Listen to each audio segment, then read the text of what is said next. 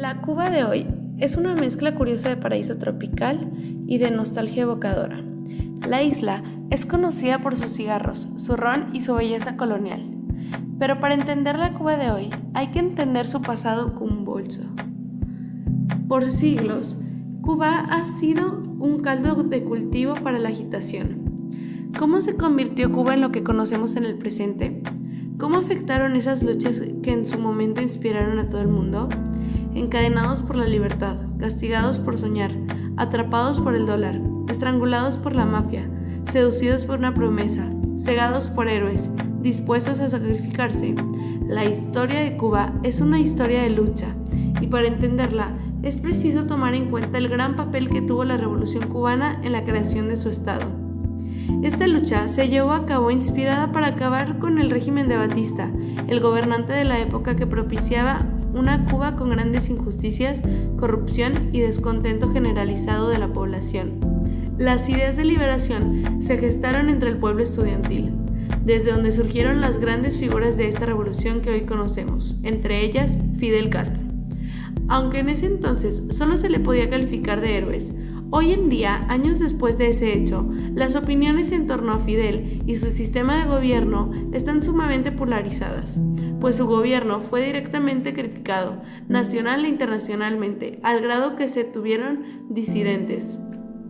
Por la manera en la que se resolvieron las cosas, el carácter casi divino con el que el pueblo recibió a Fidel, su liderazgo y su complicada relación con Estados Unidos, este personaje terminó por terminar creando una certeza de que si él desaparecía de la escena política, Cuba no podría mantenerse y el imperialismo estadounidense saldría victorioso del conflicto ideológico.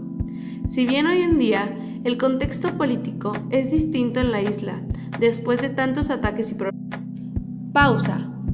No hay que olvidar que 2 años después de que Castro tomara el poder en la isla, Estados Unidos rompió relaciones diplomáticas con el país, les puso un embargo económico y atacó, aunque fallidamente, la batalla de la Bahía de los Cochinos en un intento por desestabilizar el nuevo gobierno. En fin, Cuba ya no es una amenaza para los Estados Unidos, aunque este continúa teniendo una relación complicada con la isla debido a los fuertes intereses económicos y políticos derivados de los grupos de presión de exiliados cubanos en Miami.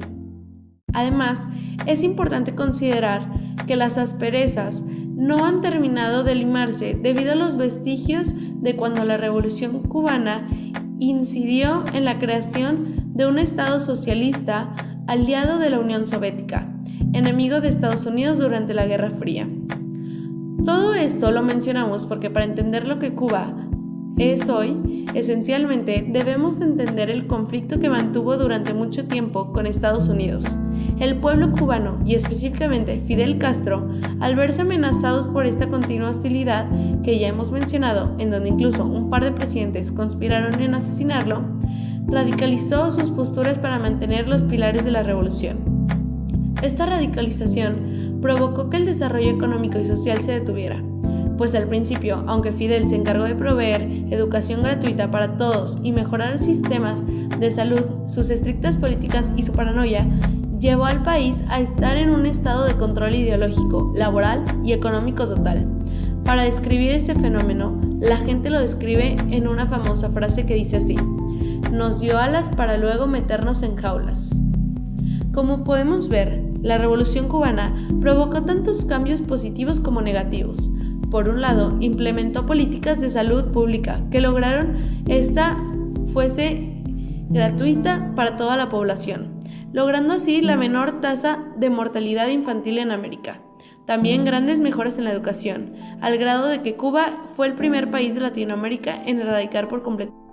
Lamentablemente, en el otro lado de la moneda se vivió mucha opresión de expresión ni de prensa, además de que la isla se enfrentó con problemas económicos fuertes, culpables de la escasez, la pobreza y la deficiencia generalizada del país. La historia de Cuba es la de un pueblo luchador, que con ansias de liberación de una colonia, de los dictadores y las imposiciones de los Estados Unidos, logró una independencia que ha sido uno de los grandes ejemplos de valentía y coraje. Lamentablemente, también es la historia de un pueblo que inspiró mucho pero logró poco.